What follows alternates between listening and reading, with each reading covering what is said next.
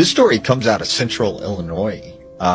There was this man named Jack, and Jack said when he was younger, him and his friend were playing out in the woods. And he said they came across this pond in the middle of the forest. And he said when they got to the shoreline, they looked out and there was like a little island in the middle of the pond with a couple trees. Now Jack noticed his friend started getting like really nervous. And he said his friend was like, look, we gotta go, we gotta get out of here. And he's like, why? What's wrong? And he's like, come on, we gotta leave. So his friend, took off and just started heading back into town. So he follows his friend and they go all the way back to his house. He goes inside and his friend tells his dad, like, hey dad, I found that place you were talking about with the pond and the island in the middle. And his dad was like, what?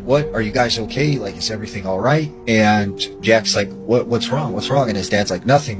Just don't ever go back to that place. Don't ever go there. And he said like his dad would never talk about like why they shouldn't go there. So later on in life, Jack said he was about 25. And at this time he was living in his car. And he said, he would park at places around town, but he kept getting told to leave. So he remembered that spot out in the woods, that there was this little dirt road that would take you, far out into the woods, right by where this pond was. And he said, you know what? I bet I could park there, I could sleep there, and no one would disturb me. So he drives his car out to this spot. It's about 9-10 o'clock at night. Said he rolled down his window and he started smoking a cigarette. Well, he said all of a sudden, like a breeze of wind started to pick up, and he caught wind of this very bad smell. And he said it just smelled like, kind of like rotten eggs. And he said when the breeze would stop, the smell would stop. But as the breeze picked up, it would come back again. And he said after a while, he started hearing what he thought at the time were sounds of coyotes. And he said he just kept hearing like this howling sound. Well, he didn't think much of it, and he starts getting tired. So he gets in the back of his car and he puts a pillow down, puts a blanket over him, and he falls asleep. Well, he said, it was a really nice night. So he had the windows partly rolled down, letting the breeze in. And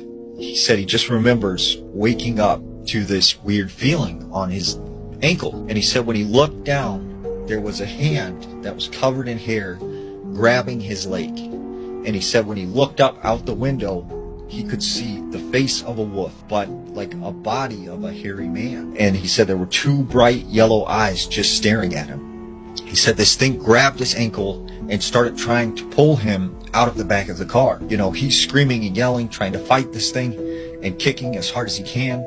Finally, this thing lets up. He gets up to the front of the car and he starts the engine and he starts taking off. Well, he said this thing still had its arm in the window and he starts dragging it along the road with him, and it's trying to actually get inside the car. And then he said finally it just kind of broke off and it like rolled and then took off into the woods. And he said he, was like terrified. He's speeding down this dirt road, and he said all of a sudden he noticed standing on the side of the road up ahead, there was this woman with like long black hair. And he said she was just standing there staring at him driving by. And he said she was covered in some kind of white paint with these black markings all over her. And he said he just like, something about her just felt very, very off. But he kept driving and she just stared at him as he drove past. So he said, he got back into town and stuff, and he was pretty freaked out. He calls up his old friend that he had the experience with when he was younger, and he says, hey, that spot with the pond and the island out there? Like, why did you get so freaked out? And he goes, well, my dad said that there used to be like this satanic cult that lived there, and they would do all this, black magic ritual type stuff. And he said like strange stuff would happen in that area and people would disappear all the time. And he said when my dad was younger, he seen what he still swears to this day was a half man, half wolf.